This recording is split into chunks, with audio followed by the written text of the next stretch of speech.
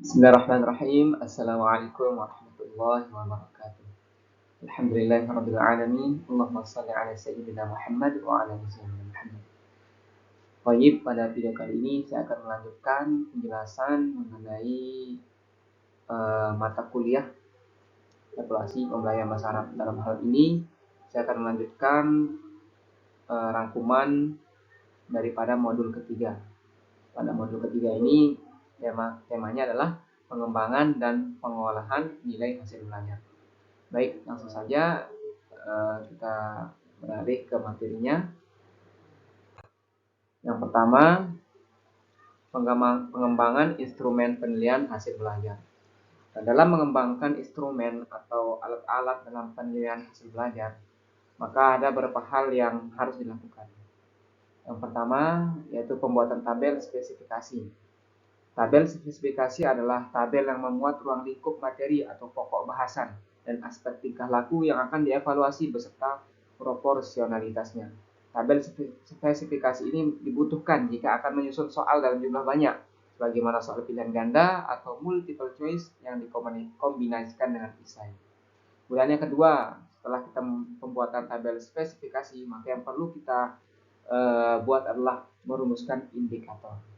Merumuskan indikator yang disesuaikan dengan kompetensi dasar atau KD dari masing-masing materi pelajaran. Indikator yang dirumuskan harus menggambarkan level kognitif seperti yang sudah ditetapkan jumlahnya dalam tabel spesifikasi.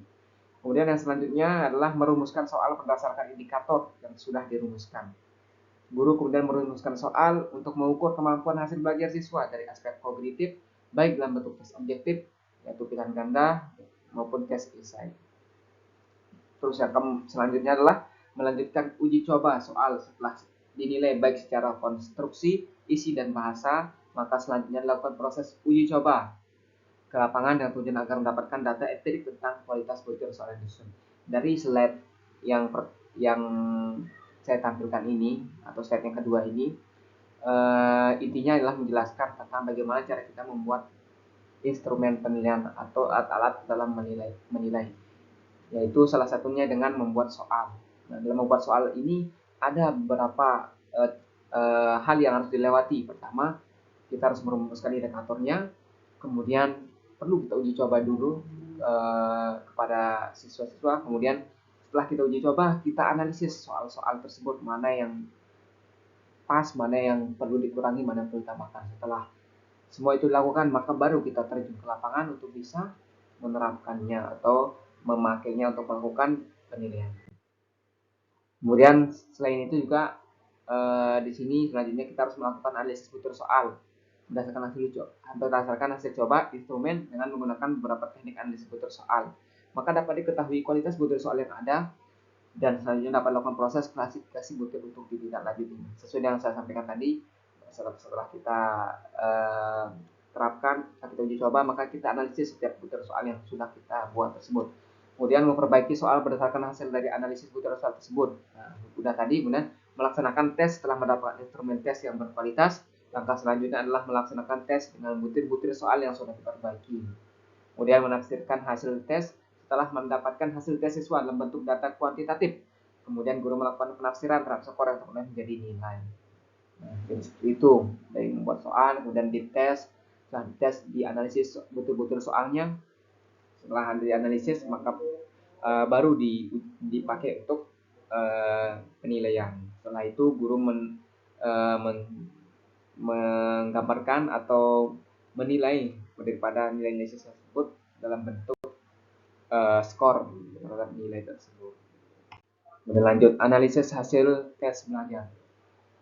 Melihat sejauh mana efektivitas tes yang diberikan guru, maka ada hal yang bisa dilakukan dengan membuat pertanyaan ke diri sendiri. Nah, di sini seorang guru bisa mempertanyakan diri sendiri tentang soal-soal yang sudah diberikan. Bagaimana? Apakah soal tersebut bisa dijawab oleh siswa? Apakah soal tersebut sulit untuk dijawab? Nah, mungkin seperti itu. Kemudian yang pertama yang perlu dianalisis adalah dari soal-soal tersebutlah analisis tingkat kesukaran. Yang pertama, melihat rata-rata jawaban siswa pada soal mana soal jawabannya yang telah benar dan mana soal yang rata-rata dijawab salah. Maksudnya adalah kita melihat atau menganalisis soal-soal yang rata-rata dijawab benar oleh siswa dan rata-rata dijawab salah oleh siswa. Kemudian analisis daya pembeda soal. Daya pembeda soal ada kemampuan soal dalam membedakan antara kelompok atas, yaitu siswa yang nilainya tinggi, dengan kelompok bawah atau siswa yang nilainya rendah. Artinya sebuah soal dikatakan baik apabila soal tersebut dijawab benar oleh siswa yang nilainya tinggi dan atau pintar dan dijawab salah oleh siswa yang nilainya rendah atau bodoh. Sebaliknya, soal dikatakan buruk apabila soal tersebut dijawab benar oleh siswa yang nilainya rendah dan dijawab salah oleh siswa yang nilainya tinggi. Kemudian selanjutnya adalah analisis pola jawaban soal. Analisis pola jawaban soal adalah analisis terhadap distribusi jawaban peserta tes terhadap soal pilihan ganda. Dengan menganalisis pola jawaban soal, maka akan diketahui efektivitas option kunci dan option pengecoh atau distraktor sehingga dapat digunakan atau dibuang option tersebut. Kalau di sini tuh kita menganalisis jawaban-jawaban misalnya pilihan ganda A, B, C-nya tersebut. Pilihan-pilihan jawabannya apakah bisa mengecoh, apakah efektif atau tidak. Dan lanjut, analisis validitas tes. Dalam penilaian pembelajaran, validitas tes hasil belajar berarti tingkat kesohihan suatu tes. Tes belajar dikatakan valid apabila alat evaluasi atau soal-soal yang membangun tes tersebut mampu mengukur kemampuan siswa sesuai dengan apa yang ingin kita ukur. Misalnya, jika kita ingin mengukur kemampuan siswa dalam melakukan wudhu, maka alat ukur yang valid adalah tes praktik wudhu. Oke, kemudian lanjut, analisis reliabilitas tes.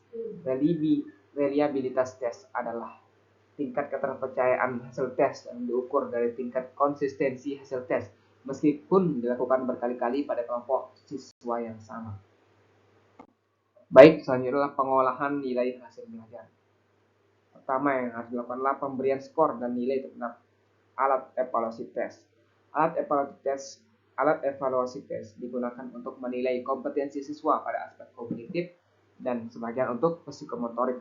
Kemudian pemberian skor terhadap aspek pengetahuan dan keterampilan siswa tentunya dilakukan dengan cara yang berbeda-beda. Kalau alat tes berupa soal Pilgan, IC, dan lain-lain, tentunya penilaiannya berbeda. Begitu juga dengan alat tes untuk penilaian keterampilan. Kemudian selanjutnya adalah pelaksanaan program tindak lanjut. Nama program remedial. Nah, program remedial ini bagi siswa-siswa yang nilainya tidak memenuhi standar PKM, maka perlu dilakukan remedial untuk memperbaiki nilai siswa-siswa. Kemudian program pengayaan. Nah, kalau program pengayaan adalah untuk siswa yang bagus nilainya, maka perlu adanya bimbingan lagi, perlu adanya stimulus, perlu adanya bimbingan agar mereka lebih bisa lagi, agar mereka lebih banyak lagi pengetahuannya.